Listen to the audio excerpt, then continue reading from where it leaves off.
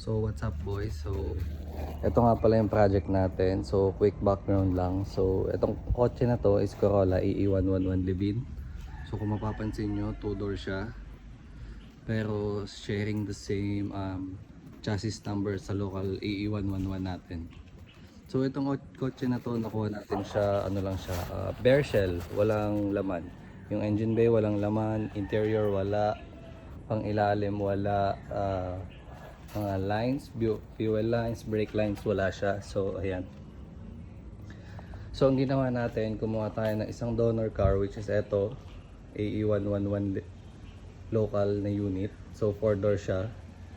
Then ililipat natin siya lahat dito sa kotse natin.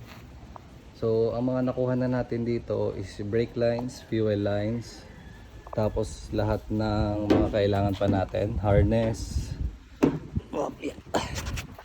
Ayan siya, yan yung engine bay niya ngayon.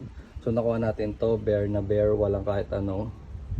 So ginawa natin, kinuha natin yung fuel lines nito, brake lines. So ayan, ABS lines, preno, talangka, cock and pinion na LHD, then yung mga engine support, then lahat ng mga bolts. So yun yung sa engine bay natin. So currently ito yung status niya. Nilipat ko na lahat, pang ilalim, harness. Then sa loob naman, ito siya. So nakasampa na yung harness niya, local harness niya na ang 111. Then ngayon, nagpa-bodyworks tayo, nagpapapalit tayo ng flooring. Then kung mapapansin nyo, bulok na din yung running board natin. So inaayos na natin siya ngayon, konti-konti lang. Then ayan. Tapos nung nakuha ko tong auto, ito ay race car, so may roll cage siya.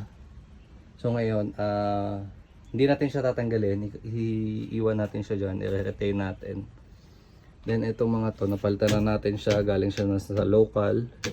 So left hand na yung ilaw niya, yung switches. Then yun, nagpalit tayo ng pinto. So yung pinto natin, Japan surplus din. Yung fender natin, Japan surplus din. Then yung trunk natin, Japan surplus din. Tsaka bumili tayo ng wing, ng high wing, pang BZR. So ayan siya. So yung trunk natin is BZR Sprinter Trueno. Ayan. Tapos nung nakuha ko to, wala siyang preno sa likod.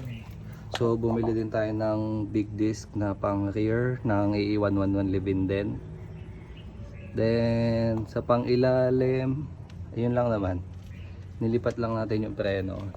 Tapos yung sa harap, wala siyang preno, wala siyang shock pala.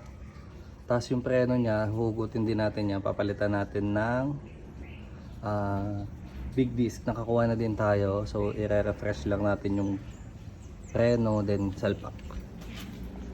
Tapos yan, kung mapapansin nyo, tinanggal ko na yung mga spot welds nung sa harap. Ayan. So ito, sinisimulan ko na din siya. So kumuha tayo ng half cut ng Livin. So ito siya. Yung half cut natin is ito. Lilipat natin tong taas, itong baba. Tapos tinespit na din natin yung mga ilaw. So itong ilaw na to is Zenki na TRD. So meron tayong TRD bumper na nakatabi, yun yung ikakabit natin. Ayan siya.